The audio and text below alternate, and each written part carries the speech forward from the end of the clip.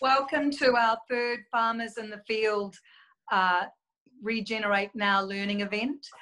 The mentors here today are myself. I'm Sarah Smuts-Kennedy. I'm the vision holder of For the Love of Bees and the Urban Farmers Alliance, co-vision holder of the Urban Farmers Alliance, Bailey Perryman, and our mentor and For the Love of Bees charitable trust member, Daniel Sherman from Biologics. We're really lucky to be in the Kai Cycle Farm in Wellington with Rory and Sheldon, who have been doing a really amazing job this week of doing an Instagram takeover from their farm. So if you haven't watched that, make sure that you go back onto the Instagram and Regenerate Now and spend some time looking more in depth in the farm. So we hope that you are going to enjoy learning with us through Rory and Sheldon's very generous offer of hosting us today in their farm. Bailey?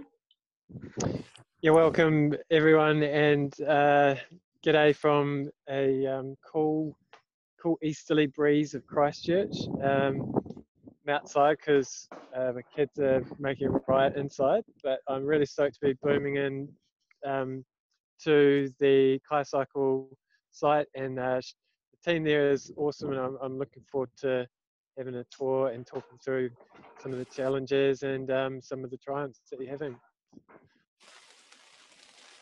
Daniel. Okay, yeah, I'm Daniel Sherman. I'm the key mentor for the Urban Farmers Alliance and a trustee of For the Love of Bees, as Sarah said. But hey guys, should we get started before it rains any more outside there? Yeah, sounds good.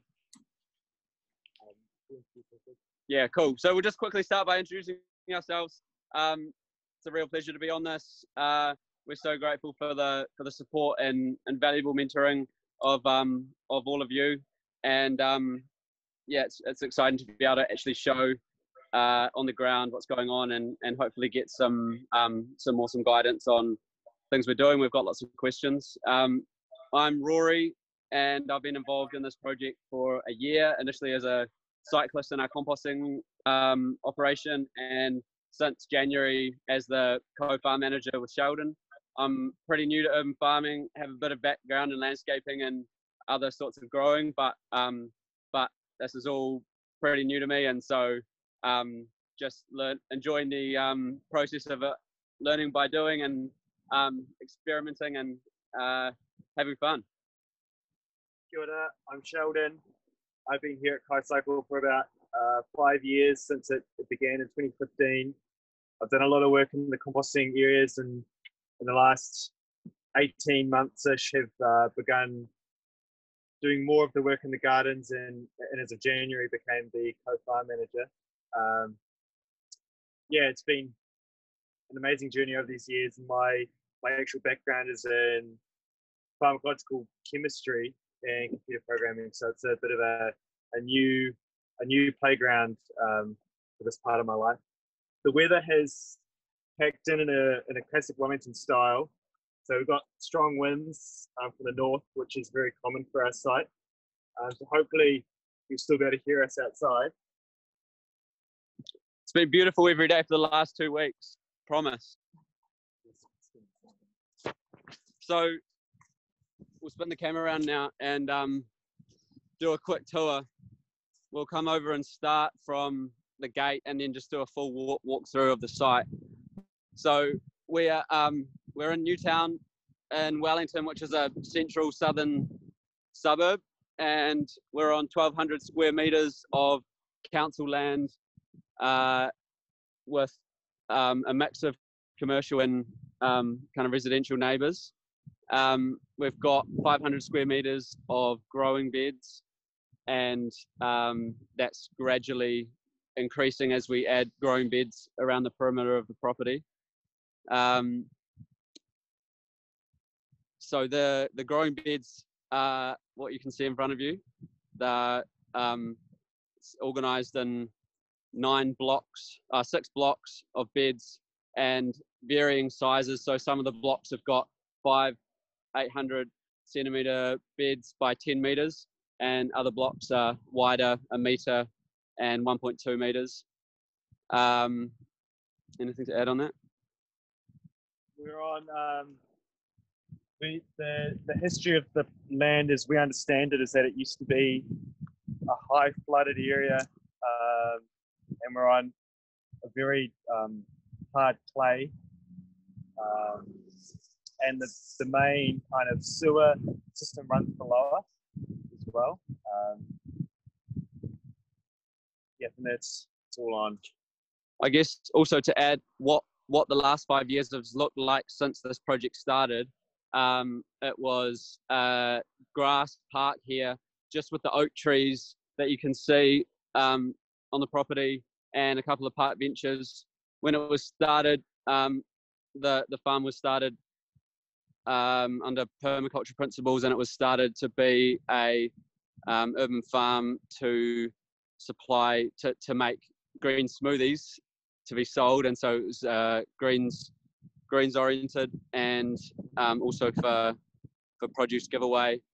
That lasted a couple of years, and then there was a couple of years of kind of loose management, volunteer management. So there was pretty much, there was a season of restaurant supported agriculture with restaurant boxes done, and then a season of just volunteer management. So the site was undermanaged during that time, and then we started farming it harder in late last year, and so it's been a process for the last few months of getting the site a bit under control, putting down a lot of compost, which we're going to talk about more soon, tidying up, putting in a few bits of infrastructure that we really needed, namely the tunnel house, which before then all the seedlings were brought in off site.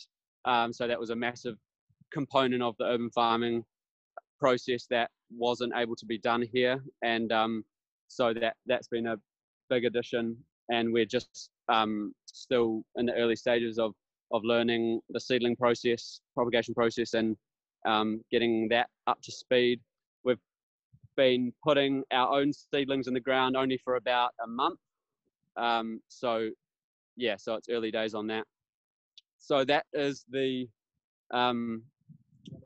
growing side. And then there's a few perimeter beds that have just been opened up recently along here. Can we look at the beds? So take us up to your composting operation, guys, and tell us a bit more about that as well, in particular the collections that you're doing. Yeah, so the compost stuff has been going for 3 years. 5 years. Oh, 5 years. Okay, there you go. Initially, they were more over here, but then we discovered the main manhole for the sewer system, so we had to move. So we now have 13 of these boxes. They're basically all 2.2 cubic meters, and we're bringing in about 800 kilos of food waste a week, which for the first while we were mixing with a lot of chaff and some other woody inputs, and then we realized that the chaff was not at the carbon ratio that we initially thought it was. We then moved to pretty much primarily wood being our carbon offset, and now we're moving to looking at cardboard, paper, and particularly compostable coffee cups, which are in abundance in the city to do our composting with. And we're also experimenting with moving from highly aerobic, highly turned compost to more static, anaerobic but not putrid composting methods. For a long time, and Daniel can talk about the impact that this has on the makeup of the compost, but for a long time all the compost was turned every week. So until a few months ago that was happening. And in terms of the pickup process, we've got, so every week, 2 days a week, there are 2 cyclists on pickup runs, and we've got 150 customers. About half of them are households and half of them are businesses and offices. And every customer's got a 20-litre bucket, and our cyclists take the 20-litre bucket each week, swap it for a clean one, and then bring it back here on the bike trailers. And we use compostable liners in the buckets, which is also a reasonably recent thing, and they're going into the compost. We haven't had any finished compost yet that's had the bin liners, compostable liners going into it, so that'll be another interesting thing to see how that goes. So that any further questions on the composting? Anything that we missed there, Bailey? No, I think that's about that's pretty cool. And so, did you cover that you're also doing some CSA boxes at the moment? Oh yeah. So since apart from the restaurant supported agriculture boxes that were happening here about 2 years ago, there haven't been any veggie boxes done until January this year, when we started doing the first few veggie boxes. We started with well, essentially since January we've been doing about 10 boxes a week, and the boxes have been made up of a lot of the crops that you'll all be growing and familiar with: silver beet, spring onion, leafy greens, salad mix, celery, carrots, beetroot, yeah, and then bits and pieces of potatoes and pumpkins in small volumes that we had growing. So now where we are, I guess, in the stage we're at is we've got, most of our infrastructure set up. We've got beds set up. We've got a lot of compost on the beds.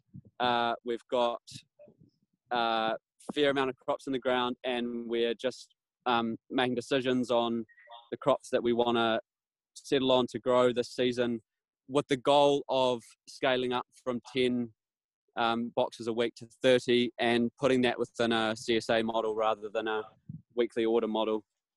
And challenges that we've got on the site are the soil, which we'll talk about, the weed pressure.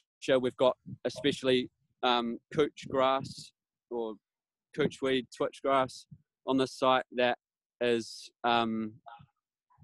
vigorous, and we spend a huge amount of time, a massive percentage of our time on the site dealing with that couch grass. And then obviously we've got the Wellington elements, the northerly wind, and so cloches are really important, but our cloche system too needs improvement because they blow off in the wind. And any other thoughts on challenges? In our compacted soils, we've got particularly the site is basically the highest here, and then it drops off to the east and the west. So on both extremes of the property, it's just like mud for a lot of the year. And now that we had some big rains last week, and that's kind of just brought the issue back again to the forefront. Maybe now's a good time to show some of our compacted soils. Yeah, it's really Right. good. So I can understand the imperative you guys may have had in mind with adding lots of compost to the soil to try and build up above where you might be having some of those compaction and waterlogging issues. Is that the general thinking? Yeah, definitely. I think partly we saw the clay soil and just thought it needs more compost, and we were making compost, and so naturally just put it on the beds. And then also definitely building up the levels. The paths now, last winter we dug all the main paths out that go between the blocks, and we put drains in them, and then put that metal chip down, and so that improved the flooding on the site, but yeah, we've still got flooding issues and bog issues. So we'll have a look here. So this is the worst bed with regard to the compaction. Do you want to just lift? Maybe Just lift dig out a full spade spit. Yeah. So just do it spade by spade in a square block. Yep. Can I ask you, while we're waiting for that spade, I saw this week in the Regenerate Now that you were putting down cardboard before putting compost down. Is that because of the couch grass? Yeah, that's right.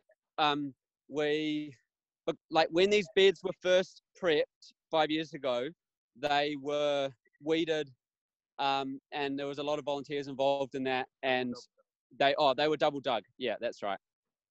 And so the couch pressure has always been strong in the beds. We established some new beds just a couple of months ago, and the method we used for that was tarping for a few months and then taking the tarps off, digging as much of the couch out as we could, and then laying compost and mulch on top. The couch came through within a few weeks, and so just from looking at no-dig bed prep methods online, the cardboard, others were having success using the cardboard method for couch, so we thought we'd give that a go.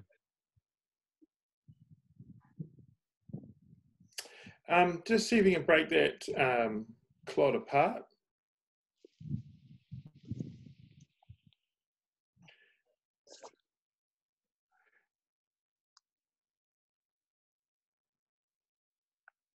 Okay. I mean, is it really saturated? So you pick it up, is it going to like ooze, ooze between your fingers? Pure mud. Yeah. It's just mud. Okay. Is it more the topsoil though? Is there, what's the next sort of, The next piece? next layer We'll down? pull out the I'm next not lot. No, going down will be even more clay. It's basically water. Would you expect it? Yeah, okay. Because where would you usually see rusting occur, Daniel, in a compacted situation? You're talking about crusting? Rusting. Rusting. Yeah. Rust on leaf rust. And that when it's showing up in the soil profile. Oh, okay. Oh, you're talking about potentially really excessive iron levels can sometimes show up that look a little bit like that. I mean, iron is really prevalent, and you can even get iron pans. But yeah, we can go into more sort of specifics about that, I guess, at some stage. But right now, just looking at what they're talking about and dealing with, is that potentially they have much more variability in their soil than what their soil test actually. Yeah, I mean, if we go to the end of this bed, the other end, Yep. it's significantly different. Yeah, that's something we've talked about, Daniel, is that the soil is very variable here. And up here, it's much more structured. It's a much more structured bed. Yeah. So you can actually crumble it. Yeah. And that's so. But I mean that. So you've got. We're going to explain all this sort of stuff next week in the masterclass. The difference between soil structure and soil texture. But essentially you've got probably a bit of difference in the texture from one end of the bed to the other, but certainly the structure is very, very different. And it could be, obviously you've got things like water flowing through the site and drainage, but the fundamental things that actually are going to repair that soil essentially is the microbial system. So you'll probably find at this end of the bed, you might even find reasonable numbers of worms. At the other end of the bed, where it's just like a sticky clay mess, I didn't see a worm in that spade spit, just at a quick look when you were opening it. There were none. There were quite a few. There's actually quite a few worms down there. There's probably, when I counted today, after your email, I went and did some digging, and I got 12 at that end. Yeah. I got 18 where we are now, Yeah. and the most I got was 22 in front of the comfrey over there. Yeah. So I think I gave you guys, oh, you really want to see an average of about 30. Yeah. So the fact that the worms are down there is that they're trying to do the job to create aeration and drainage. We just need to get the, make sure that we're putting the additives in or not putting the additives in, for argument's sake, that are causing issues. That soil being incredibly dark and grey means there's a lot of humic material in there. There's a lot of, which is ideal for fungal food, but essentially that's going to take more time. The whole process initially of double digging it essentially starts you on a backward path. Because what you lack at the moment is, and we can talk about that a little bit later too, when you're not standing out in the rain. But is that your is that the worst of your compacted areas? Yeah, it's that end, and then it's very similar but not as bad on the eastern end, which we've got plants in. It's interesting that it's not actually all that in terms of actual soil compaction. In many cases, I guess it would be a little bit different if it was a bit drier, but are there places where because you weren't struggling to get the spade in? Oh, no. No, I mean, compacted soil is you can jump on the end of a spade and you won't get it in more than, half the depth. No, it's not. It's nothing like that. Yeah. So this isn't as bad. So it's really more that it's actually waterlogging. holding, it just at a glance, it's actually holding a lot more moisture than you want. It's like it's the percolation, the water isn't moving through that soil as fast. And so the particles at this end of the bed haven't got as good we call aggregation as the other end. And that has, again, it's all back down to microbial activity that actually creates that particle size within in the soil that creates that structure. You might have had a bit of variation in what was actually originally there, but it's by no means what we would consider a compacted soil. That's more a saturated soil. Okay. It's not necessarily helped you hugely at this point, but they definitely require different approaches to actually deal with it.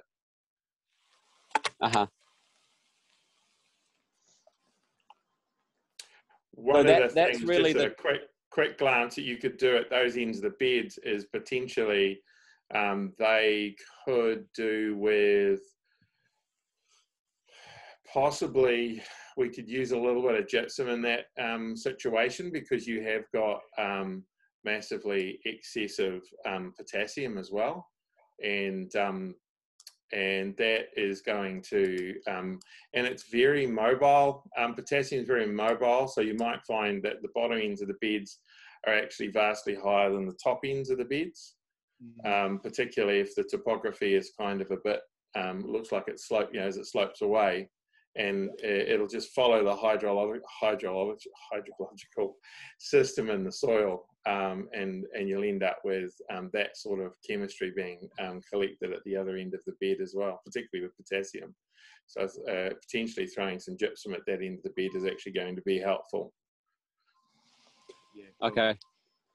And what is it in particular about? Sorry, what is it in particular about the gypsum, which is going to be working there? Right.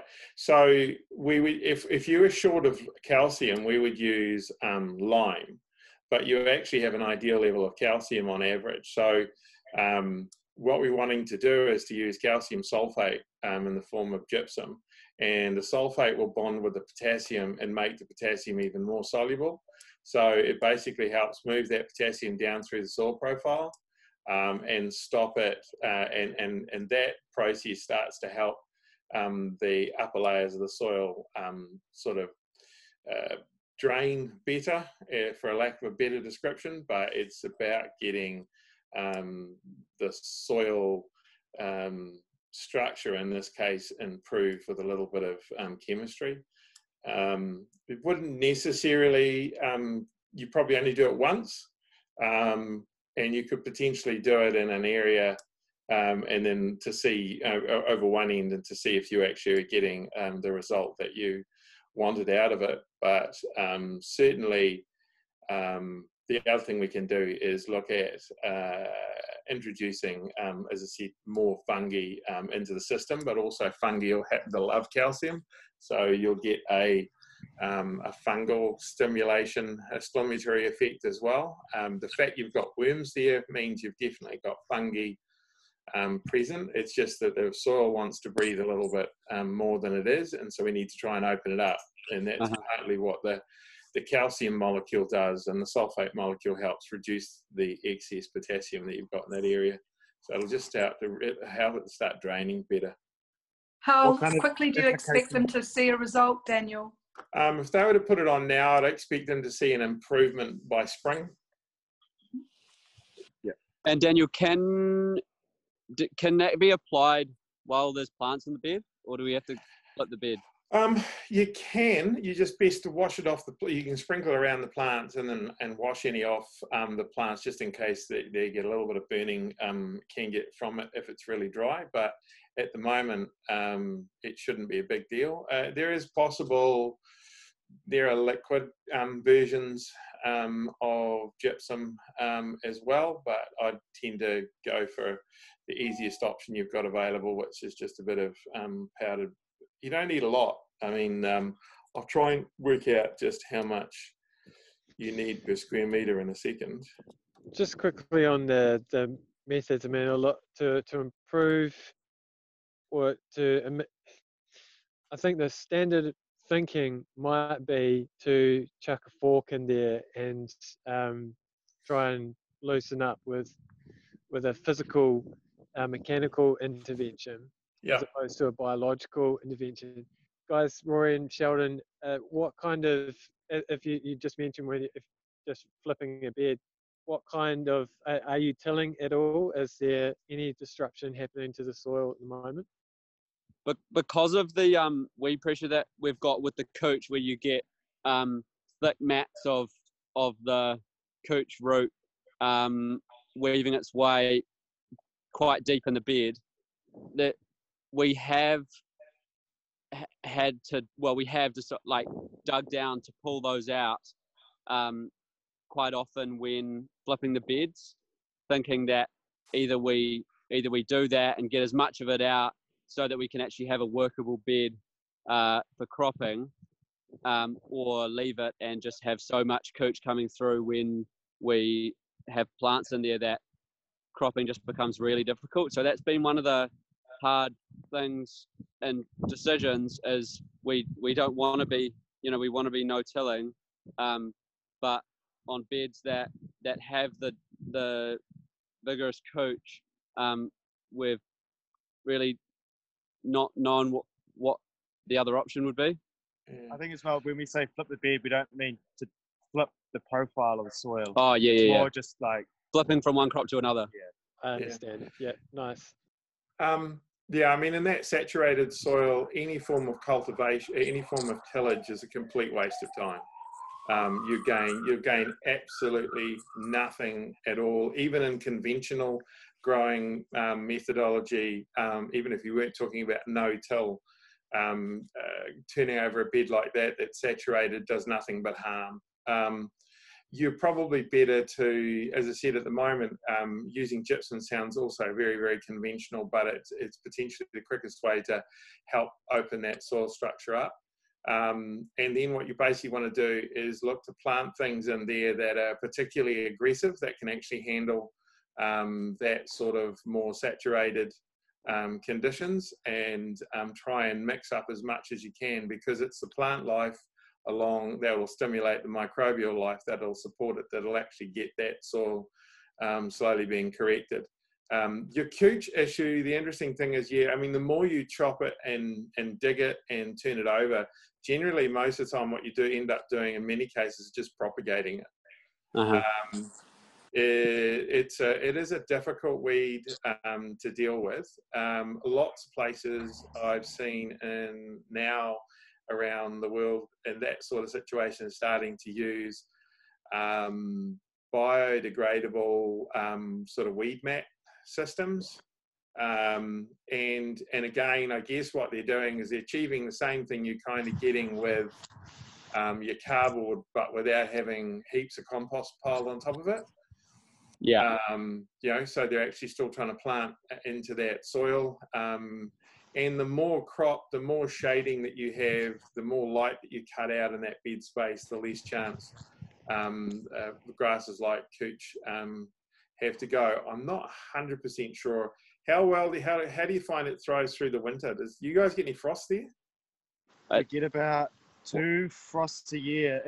It definitely slows down in the winter, But and it doesn't when it kill it. does that, it's way easier to pull Yeah. from the head. You can just pull the whole root out in the winter. Yeah. usually.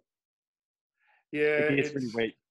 Yeah, I think you'll find, I mean, it's a bit of a hard one to live with over a period of time, but the less you cultivate, the less tillage that you do, the better.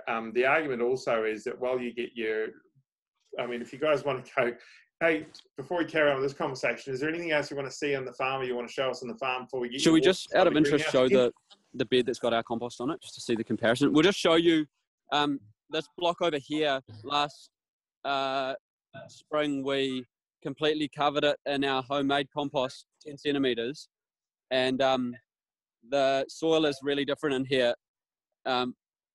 It's, well, for one, we've got a lot less weed pressure in this bed, and we didn't dig it before adding the compost. We just added it on. We didn't add cardboard, and it's very rich. The plants have grown better in this bed probably than any others. Yeah. And it's like in the first few months after laying, it was like very spongy. It was like quite an interesting sensation to walk on. I haven't really felt it before. It sort of sunk, but was spongy. But that is the different sort of soil, how much variation there is between different blocks. Yeah. Okay. But I don't. Are you in between crops on that particular bed? There's you've got, how long will you have that bed without having a living root in it, Rory? It was just done today. It was just prepped today. It'll be planted in the next few days. Okay, cool. All right, we'll start. If you guys We'll go go into the back into the dry then and carry on. And then we work through some of your questions as well before we forget about them. Yeah, cool. Yeah, the rain hasn't got to any harder, which is good. And it could be also good, Daniel, while I noticed that they say that they have a little bit of difficulty with seedlings. It doesn't seem to do with mice, that we potentially also cover that today. Yeah, we can have a look at that if we can Those turnips. Get to it. So the first question, I've got is, given our soil test results, which I shared on WhatsApp, so everybody else should be able to see those. And what is the best strategy to put in place? And I guess you can see on the soil report, I have recommended essentially that what we basically want to do is stop putting in, where absolutely possible, we stop for a putting second, in. Daniel, have people watching. Sorry, what's that, Sarah? So we will have people watching this who haven't had the privilege of seeing the WhatsApp. So can you just bring people up to speed quickly? All right. So what do you want me to bring them up to speed on? The WhatsApp thing, or what I've actually got in the soil report? The soil report. Okay. Well, the easiest way around that at the moment would be to share it. We'll see how we go with that. Now, so can you see that? Yeah. Okay. So, I mean, this essentially is the soil graph that was off your block that you'd actually added, all the compost to. There was a soil test you also did, which was where you hadn't actually added anything. So that was your other soil analysis. That's A, and then there was a second page, which is Zone B, which is actually kind of the soil as it was theoretically originally. I think that's what you meant to do, wasn't it, Sheldon? Yeah. Okay. Yeah, it's one.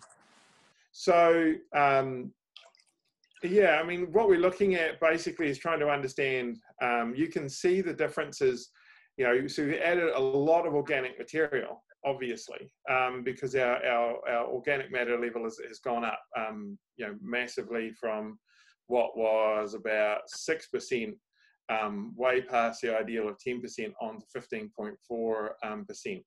And when you start at those sorts of levels, you start to see that things like phosphorus climb up excessively. So where they were kind of near an ideal level, where we had originally at 68 ppm, which is almost perfect. Daniel, do you want to just blow that up a bit? So yep, no worries. We've ended up with 100 and, hang on, we've ended up with 178. Does that work? Yeah, great. Right. So, and the problem is when you start getting over like 70 ppm of phosphorus is that things like mycorrhizal fungi start to go dormant. And then we start losing fungal activity in the soil because of that.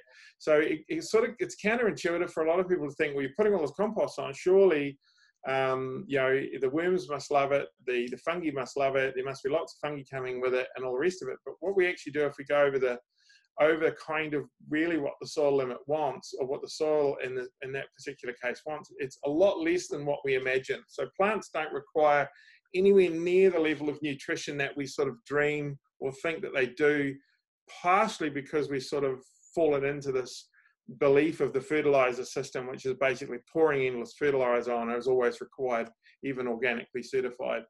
And so the masterclass we'll run next week will really go into this sort of stuff a bit more in detail to explain exactly how this all happens and what we should be doing. But essentially what I said, the recommendation is to stop putting compost in where it's absolutely possible, and try and grow in those soils without tilling, because that's, you know, negative to soil life, and try and find different systems or different methods to actually increase your fungal to bacterial ratio.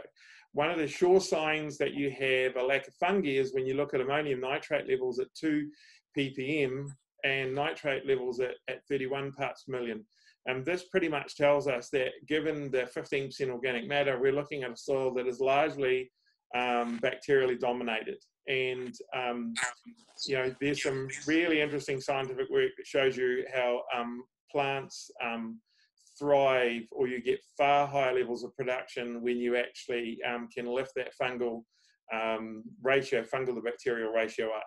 So we're really basically missing essentially is the fungi, and we're missing the fungi because we basically loaded up the soil with loads of phosphorus, and we essentially shut the plant's requirement for phosphorus down, so they stop feeding that group of organisms, and on it goes. So you know, as I said, right through that report, it also leaves that excess compost that's come in, as also down the bottom you see we've got 13.62% potassium. You know, really in most of these crops, 5% is about the upper where we want to be. 7% is the absolute max. You know, 7-8% we can tolerate for root crops and crops that really want a lot of potassium. But when you got 13.2%, you get a whole range of things that start to happen.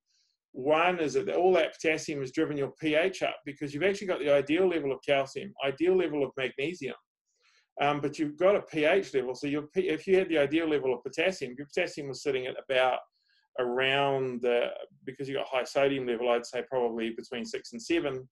We would have a pH level much closer to a slightly acidic 6.3, 6.5. And that means that has an impact on all the available nutrients in your soil. So this sort of imbalance creates a whole cascade of negative numbers coming through.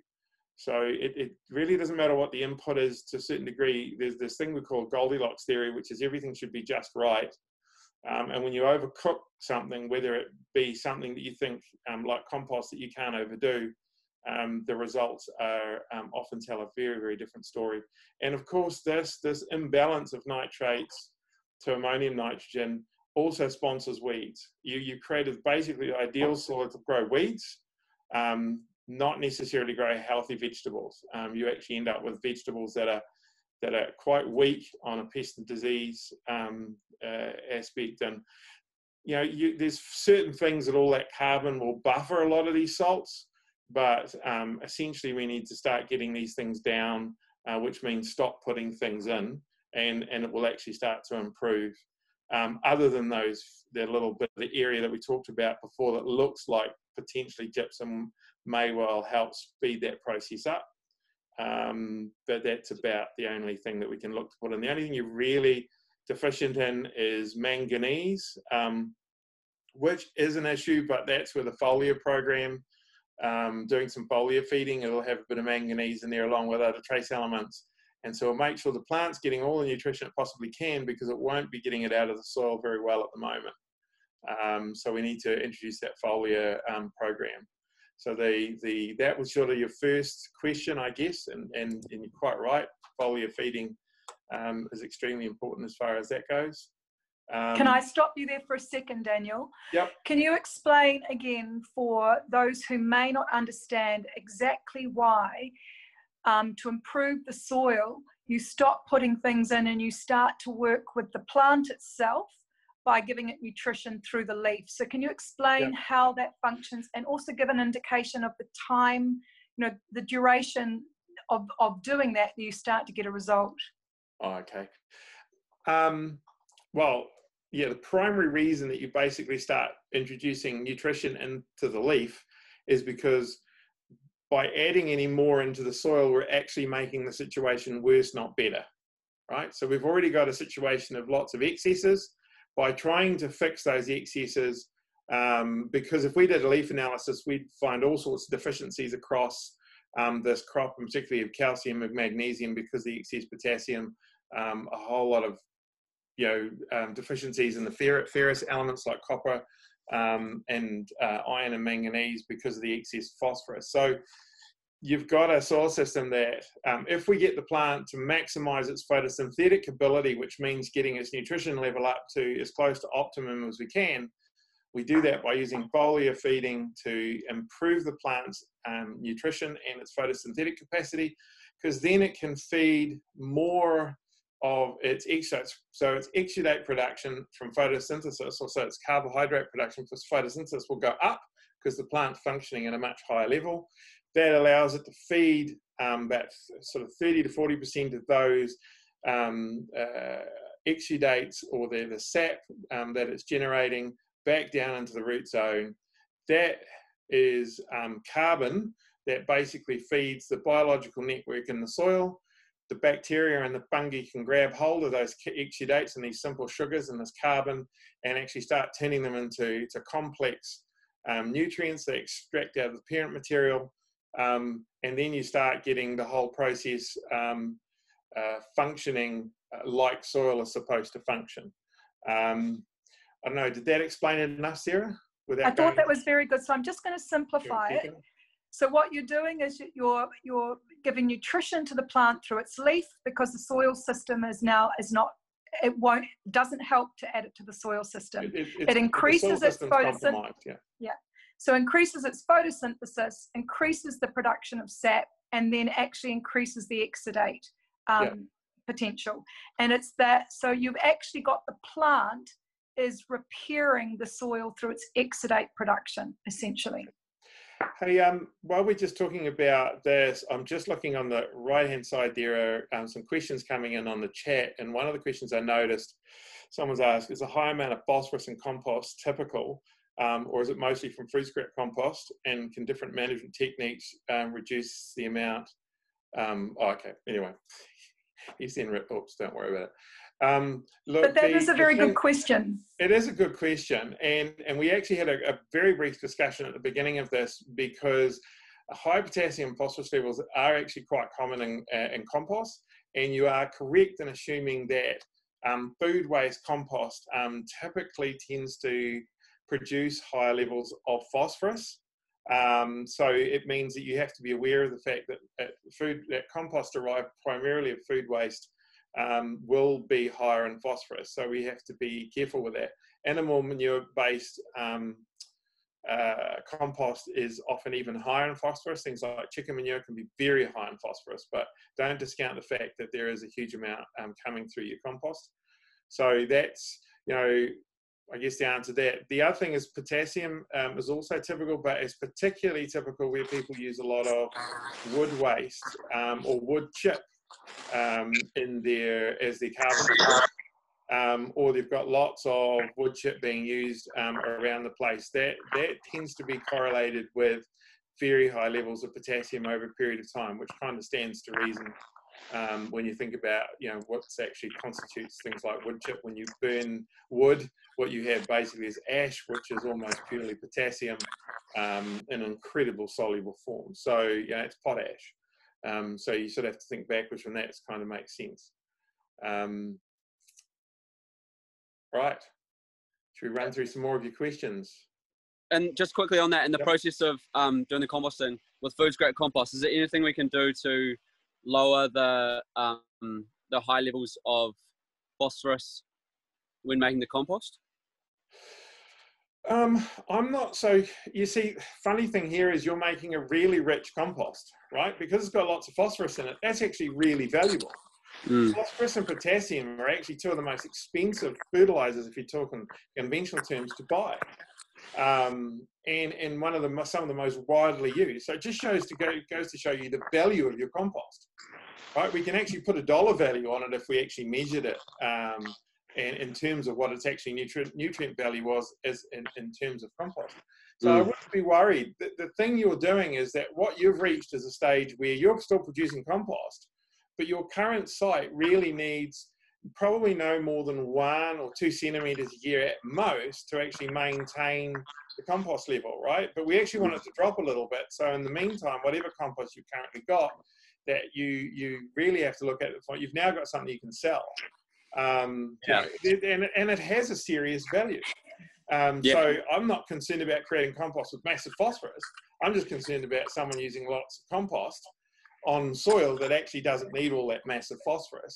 And so, like your original soil analysis, when I looked at it and graphed it this morning, I think I calculated that you needed about 2.5 centimeters of your compost on that soil to actually get your nutrient levels and the biology accurate up to level where the soil is going to function at a really high level.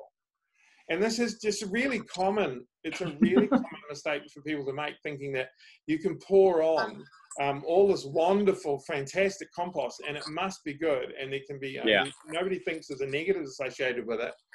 But if it was fertilizer, you know, that's just what we were taught to do. More on was better. You know, put more of it was always better than less of it. You know, we sort of termed as the moron approach. But everybody did it. I did it. We were taught how to do it. It's just basically, now we understand a little bit more about soil biology and soil systems. You know, we can actually do this a whole lot better. So I realise that we have 10 more minutes and there's some really other pressing questions. So shall we go back to the questions? So the next one I've got on there is, so you'd help develop a strategy to transition to move to more root vegetables and higher calorie crops and veggie boxes. That is, I mean, that's part of the whole planning thing we were discussing last week, and that we've been working on for a little while. So there's various different tools that we were trying to develop, one that's specifically related around veggie boxes. So your area is 500 square meters of bed space, you know, based around a box that has a good amount of veggie, root vegetables in it and all the rest of it at the moment, that we would expect you to be able to produce somewhere in 40 food boxes or CSA boxes a week, designed for a family of 4.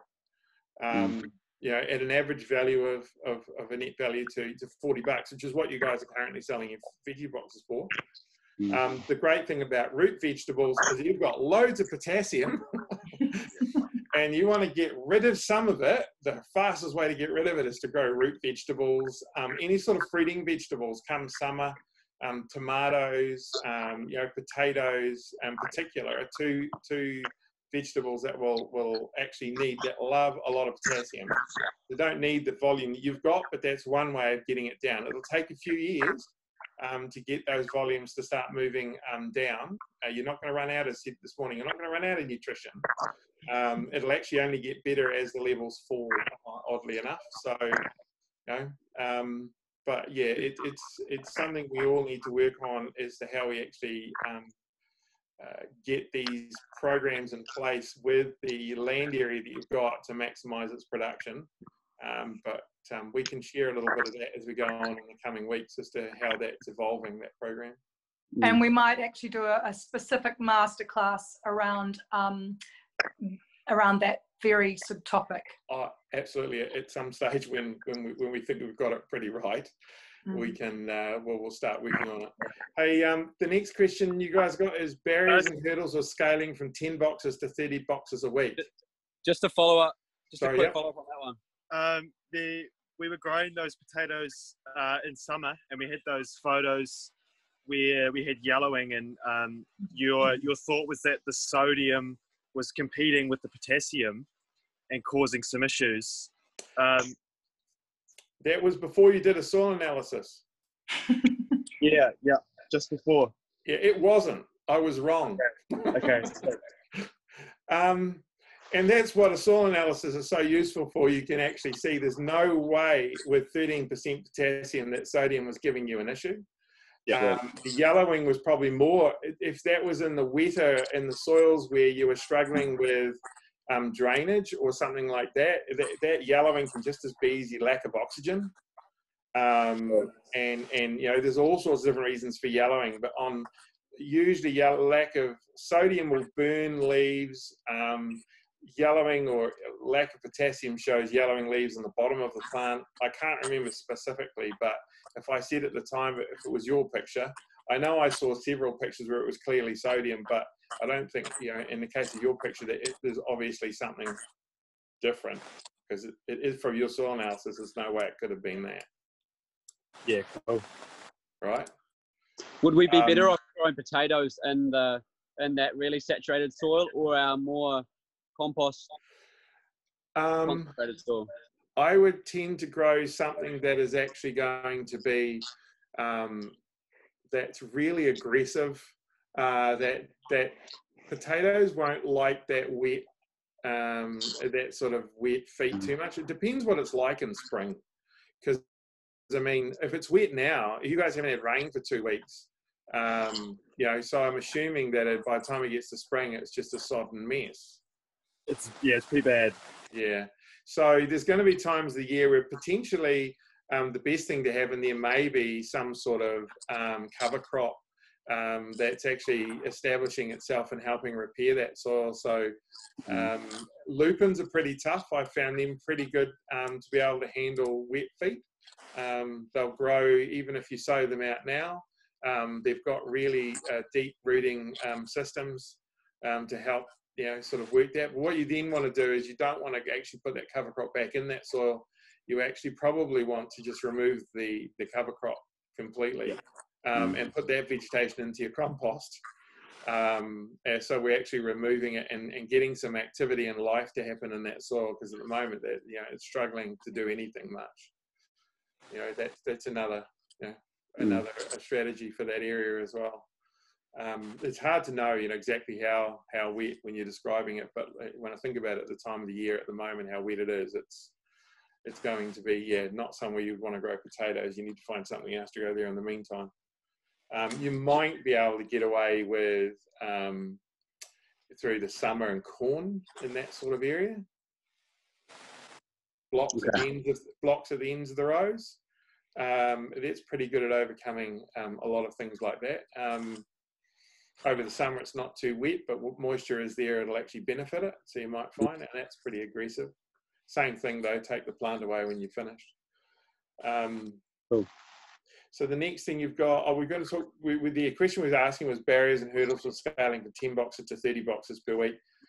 I probably would look at, so your area is 500 square meters. I would probably start putting in numbers and looking around.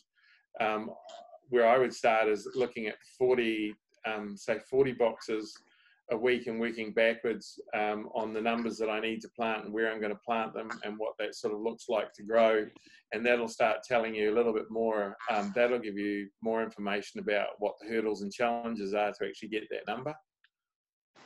That's sort of working backwards. Yeah. But, you know, the thing is to process 30 boxes, it's not a massive number, but if you're going to do that once a week, the problem is some vegetables need to be picked more than once a week, and then you've got to store them. So, and when you get bigger numbers, sometimes doing 2 deliveries a week is actually easier to do than having to store vegetables.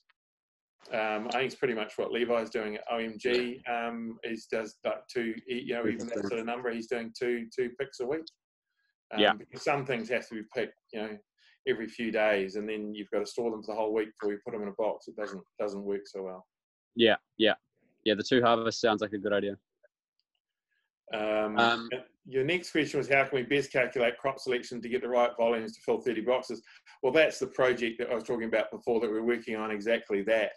And that's just, I guess, the moment of work in progress, and that's something that we will have to have further discussions on further down the track, because I couldn't find any existing software that really worked around and backwards from box numbers. Everything was really working on beds first, and then you could work out, you know, when to sow and not necessarily what you wanted to actually achieve at the end, and then work backwards as to how you did that. The next question is, what are the best option for irrigation for new beds? How much water have you got? As in, like, is water free? Yeah. One of the show you what we've currently got. What's that? The rain stopped a bit, so we'll show you what we've got now.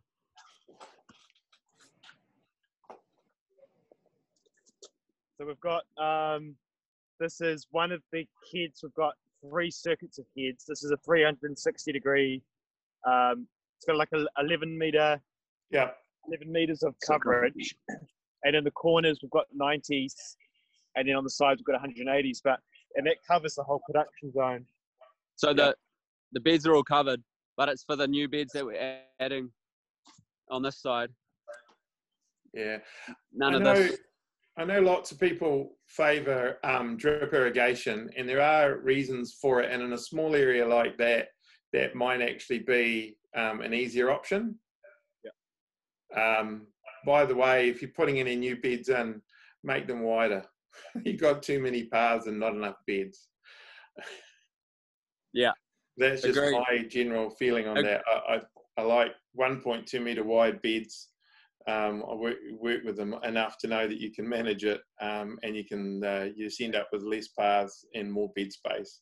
So just quickly with cloching on that, Daniel, do you use 1.2 metre cloches or double cloche?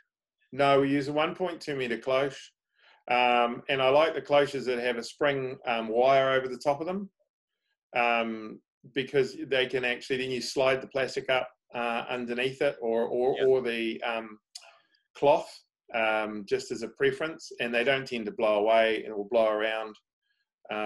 You can actually get all sorts of different size and height ones as well, but certainly the ones that have a so yeah, I mean, I have that's what I have in everywhere around here that I've got is 1.2 metre wide cloches with that sort of system, quite high. They can actually be worked under. Right. Yeah. Cool. Should we jump to the next question? Yeah, so your next question, that we're talking about irrigation, which we just sort of covered. I mean, over irrigation is really easy to work with, and in many cases, I sort of favour that to drip irrigation. It just depends on, you know, the amount of water you've got available sometimes as well. Can you very quickly, Daniel, explain for people who may not understand the difference and why you have a preference over one over the other? Oh, okay. So drip irrigation is when you've got the little lines on the ground that basically have a little emitter that just puts out a drip of water. They're usually like 3 litres an hour, or 2 litres or 8 litres an hour or whatever, and they're set maybe every 50 centimetres, some every 10. And they just basically work on a very long irrigation cycle at very low pressures, And the idea is you don't get any water over the foliage, and it uses less water to irrigate the set area.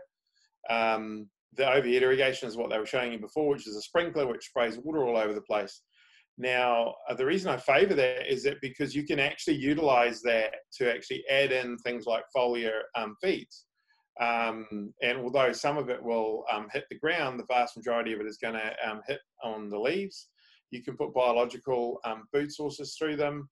And the other thing is biology doesn't mind the rain, right? Farmers are only scared when it rains. Well, one, because they get wet, but two is from a disease point of view, is because they haven't actually developed a healthy soil system. So every time it rains, they suffer a whole range of consequences that are associated with that. When you actually got a healthy soil system and healthy plants, rain does nothing but help your plants grow better. And so you shouldn't be fearful of overhead irrigation from the point of view of lifting disease levels, because that isn't actually, you can't blame the overhead irrigation for that. What you're actually looking at is a symptom of weak and unhealthy plants. Does that explain it? Perfect. My preferences. Okay. Just to follow up on water, Daniel, we're on Town Supply here, and we've been wondering whether or not to get a carbon filter on that. How much of an impact does the chemicals in town water have on soil? I've only ever once seen a place where fluoridation in water caused an issue, and that was not in New Zealand. And it was because they had a very high summer, and they increased the amount of fluoridation in the water to such that they actually have ammonium chloride, I can't remember, but they definitely had, it shows very clear signs of plant damage. You get leaves that lack green pigment, so like really bad chlorosis. Haven't ever seen that occur in New Zealand. Most of the water treatments that we use here oxidize incredibly quickly. If I had a preference, I'd use rainwater every time. But you know, you've got to use what you've got available. Putting a carbon filter in, you can do it. I mean, it's certainly not. It's not a negative. There's no negative associated with it. Is it absolutely critical to do it? Not in my experience. Your soil's a carbon filter, right? And you've got heaps of carbon. So I doubt that you're going to have any side effects from that. Yeah. If you were starting to see problems that was linking to water, be a different story. But I can't see how that is really a critical expense at this point. I think there's probably better things. So Daniel, we're now at 6 minutes past, but I'm really aware that seedlings are basically your bread and butter. And I noticed that you mentioned at the beginning of the conversation that you were struggling with some of your seedlings. And I'm just wondering, while you have Daniel, whether or not you might just want to be a little bit more specific about that, and whether or not there's something we can do to help you in that space at the moment. Yeah, it was actually we had a couple of trays that went leggy, but it was just because they weren't brought out into the light fast enough, and so we worked that one out. Overall, the seedling health has actually been good. So apart from a couple of things where we've just mismanaged, like they've been pretty easy troubleshoots.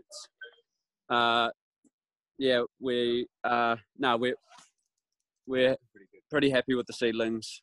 Really, there's there's a few things, just adjustments to the way we do it here and there, but there've been things that are sort of we've been able to troubleshoot. That's a bit leggy. They're a bit leggy. They've just been left a bit long. Yeah. Okay. No, that's cool. Obviously worked out nice little. Is that a Redpath or a Harvard house you've got there? Redpath. Yeah. Okay. Redpath's are good also for the what would you call the little indent that for the cloche system? Oh, it's just gone completely out of my head. That's the ones you're describing. Yeah. The ones I get them from Redpath because I always have, and they're the ones with a wire clip over the top of them, and it's a steel profile, and they're probably more expensive from the point of view, but they're kind of more permanent sort of system from the point of view of that. I've had some of those for a very long time, and you just don't have a problem with plastic or the cover blowing up or blowing away. And you can just slide it up. I don't know, it just works really well. But I think I get them from Redpars, and they're a huge range of them. I don't know if you can get, there's probably other people you can get them from as well, but that's where we get them from. So do you think that even though more expensive at Redpars, it's value for money? Yeah, I mean, the last thing you want is every time it blows, it gets windy in Wellington, that you're running out there to put your cloche back where it's supposed to be. Yeah, it happens every time. You know, and it just, or, you know, it's just, yeah. They work in certain circumstances, but the ones that have a clip that goes over the top are just a kind of a better system in many respects. And you can put that same microclimate cloth in it, or you can put plastic in them. I change it depending on the time of the year and what you're growing underneath it. And I quite like ones with a bit more height and a bit more volume, because you can actually get it underneath them, particularly if you do 1.2s. But I wouldn't change anything until you actually got settle on the beds, the bed width that you actually want. Otherwise, you end up buying, you know, a cloche that's too small for what you then want. You know, if you've got a whole lot of 700 mil cloches and you want to go to 1.2, well. So to wrap this up, I think it would be really great for us to just kind of go over, for all of us who've been watching, what are the key takeaways from today? Bailey, sometimes you are happy to do that. Are you up for that today? Or maybe it comes from Rory. But I think it would be great for us. Just what are the key takeaways? Yeah, sure. The key takeaways is, for me, one, you're awesome and you're doing it. So keep doing it and keep being awesome. So yeah, you're Thanks, obviously awesome at making compost as well. So you need a little side hustle moving that out into the community. And yeah, review your bed widths, spend some time with your crop planning, and trial some gypsum applications. I think they're the main things. And I mean, with the challenge you're having with the couch grass, I think, but yeah, my sense is that you are going to be able to change the biological, the whole soil system, and start to see less of pressure from that. So yeah, but so that's your top three. Really helps you to deal with. I have one more. Yep, sure. And the one more is focus on your foliar spraying to increase your photosynthesis and allow your plants and their exudates to repair your soil system. Yeah, for sure. Well, thanks for that wrap up. They're definitely three valuable takeaways that we're going to be able to apply straight away in practice, and we were really looking forward to anticipating that we'd find out what the foliar stuff that we're going to be able to do, and been looking forward to be able to start getting into that application. So that's going to be awesome, and thanks for all of your time and advice. I know you got a wider team there as well, so congrats to the whole Kaicycle crew. To be going for 5 years is really it's awesome, and yeah, so props to you all, and cheers for everyone for tuning in, and yeah, keep up the great work. Thanks, Bailey. Yeah, go shout out to the rest of the Kaicycle team that would definitely be here were it not for this COVID situation. So I think Kate's on the call, and maybe some others, but yeah, it's a massive team effort. Well done. Yeah, guys, it was really good to have a look around Kaicycle again. It's been a little while since I last saw it. It's looking, really a big improvement. I think when I saw it probably almost a year ago. So, you're going in the right direction. It's looking great. So it's just a matter of sell some compost now. Yeah. How much, Daniel? How much? Well, at the moment, all of it. No, how much money? Oh, hey, look, I just got pricing, $125 a cube. If you're selling in bulk, I can just tell you, $825 for 6 cubic meters delivered. So I mean, it's actually $137.50. at the cheaper end of the scale, 75 bucks a cube. You cannot get it cheaper than that, and it's not really great compost. So if you said, you know, it depends. If you sell it in a bag, there's a few people on the compost system that's selling, you know, selling it, I guess, what, you're going to sell it in bags, probably. I don't know. Yeah. How you want to sell it, bags or bulk? Probably bags that people take home. Yeah, so like coffee sacks, maybe. Yeah, coffee sack. So a coffee sack's like, well, that's going to be, you got to be careful. It's Levi's really saying $1 per kg. litre. Levi's saying $1 per litre. And also, I have to agree with him, is that what you're doing is you're producing a premium product in the same way that coffee, you know, there's different prices for different quality coffees. And what you, by selling the compost, what you're starting to do is to model another way to make that business sustainable. So I think in terms of the Urban Farmers Alliance, we can start to actually have a conversation as a team about how we market this premium product, and that's full of fertilizers that you'd have to buy otherwise that are really expensive. And but that's a conversation that we can have and bring that back into the community.